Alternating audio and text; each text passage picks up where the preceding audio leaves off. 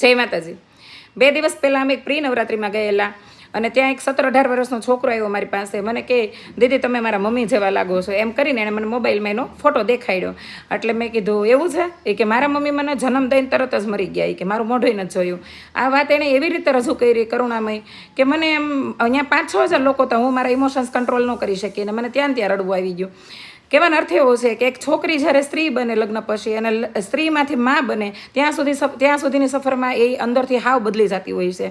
એક જિદ્દી સ્વભાવની છોકરી હોય એ જ્યારે માતૃત્વ ધારણ કરે ને માં બને ને ત્યારે એના અંદરથી બધી જીદ અને બધો અહંકાર ઓગળી જતો હોય છે. કારણ કે ભગવાન માં બનવાની ક્ષમતા એવી સ્ત્રીઓને જ આપે છે જે ખરેખર માં બનવાને લાયક હોય. પણ આજકાલ ઘણી બધી સ્ત્રીઓ પોતાના જન્મ દીધેલા બાળકોને તરસોડી દે છે, પોતાના અંગત સુખ માટે પોતાના સંતાનોને મૂકીને વહી જાય છે. તો આ બધું ન થવું જોઈએ. ઈશ્વરને એક પ્રાર્થના છે કે આવી સ્ત્રીઓને માતૃત્વ ન આપો. માતૃત્વ એવી સ્ત્રીઓને જ આપો જે ખરેખર માતૃત્વનો